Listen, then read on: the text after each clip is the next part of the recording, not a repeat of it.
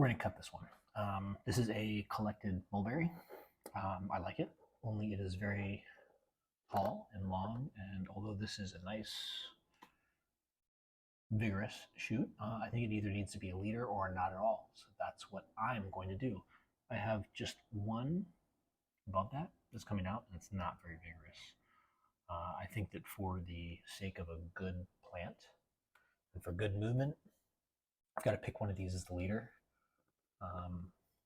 I would not mind this one, but I want to leave something on the table. I can still bend this one down too, so I can take this one down with some wire.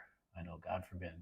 And actually, I could probably take it down with some selective pruning too. It's just not ready to cut yet. This one, because it's pretty much lignified, it's growing new branches off of this one, and the tree itself has kind of changed its color on that. Let's see if we can get close enough. This one here, you can see the little buds are swelling at the base of these old leaves. Not very old. This had no leaves on when I collected it. So we're going to cut it down to that as the leader with my not so sharp, super bent. You can see the gap there. Branch cutters. I'm going to have to replace these soon.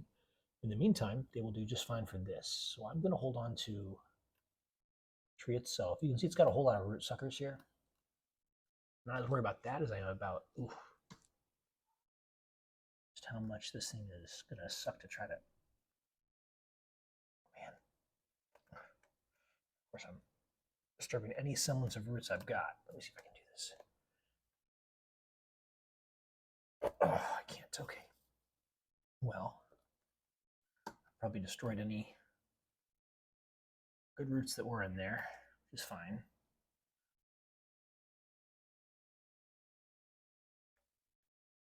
Did have roots coming out the bottom, so definitely not my most shine this hour. Sometimes they're just too big. Can't get it all in one. Gotta come back in for a second.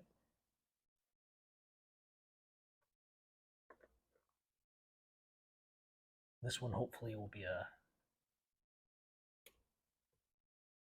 long-term patient, but we'll see. I'm probably not doing the best things for it, but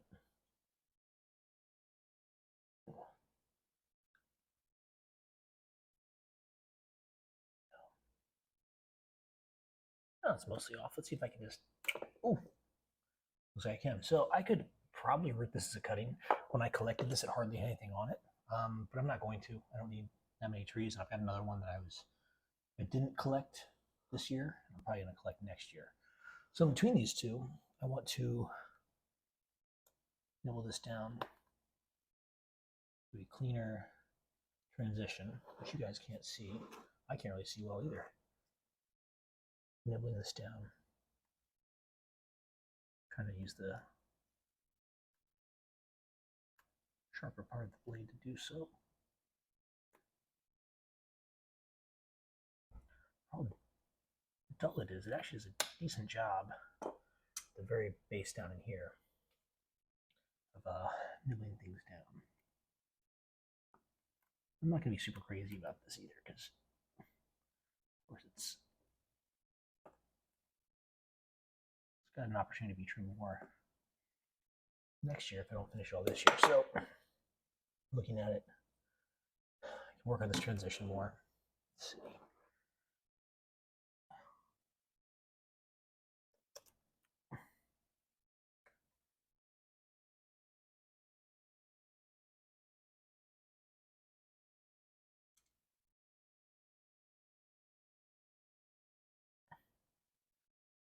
Once upon a time, we're very sharp, not so bent. I just keep cutting things with that. I probably shouldn't. Let's see here. That's an alright transition, I guess. I'm considering that's the leader. What I'll do is I'll grab some wire and wire this one out so it doesn't go this way. And with all these new branches, see there's one right here you can maybe see.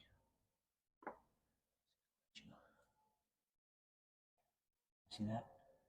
It's peeking out. That's a new branch. So this one's ready to, do its thing. I will get my little branch pruners and prune these little ones here.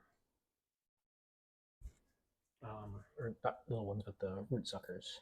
I'm just gonna prune them down low. I'm not gonna take them completely out, but especially like this one back here, root sucker that's actually, oops, actually kind of like almost shadowing out the bottom of this, and I don't want that. I'm gonna leave the root suckers to help strengthen these roots. I can always cut them off later.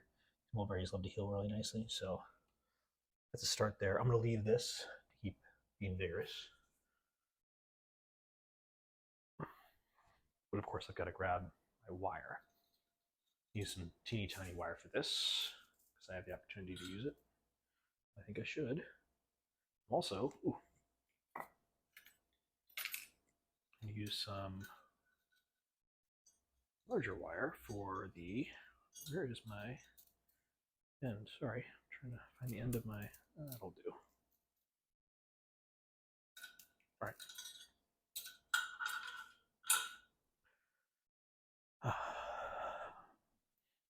So the other day, you guys were watching me. I'm gonna tilt this in a little more. You guys were watching me trying to find where my wire cutters were. They were in my camera stand. I put them in the stand itself and forgot. So silly me. I got some 2.5, and I got some. I think this is 0.8 mil. Little teeny tiny stuff, but I don't need very big. This little branch. In fact, it is the smallest wire you'll ever see me use. That's okay. It is all I need. A little branch like this.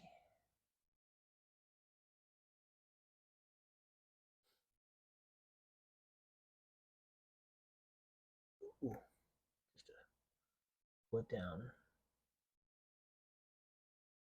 Of course, it's so small, just in kind of forming it, it almost like bends over on itself. So that keeps that out. That's good. This one I can probably go up instead of down, so I will. I just did that to anchor it, sort of. I was doing this, and I'm going to go up, around, and try to just anchor it to the other branch versus anchoring it to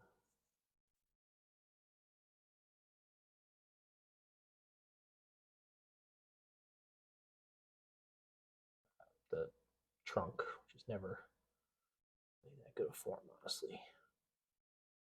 This wire is very difficult to work with. I will not be eating this wire again. Ugh. I don't like it. It's really hard to work with. Also, we'll probably run into the issue of this being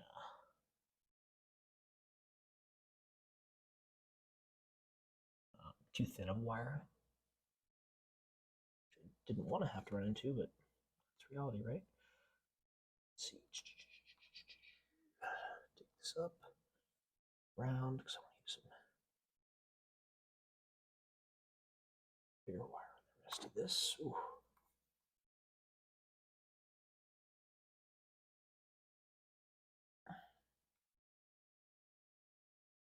The thing is, I think I need to this other wire. To keep it from crossing, I'm just going to stop right there. That's probably good for that. So this one's good. I like its position. I can take it down a little bit more. Leave this anchored down here.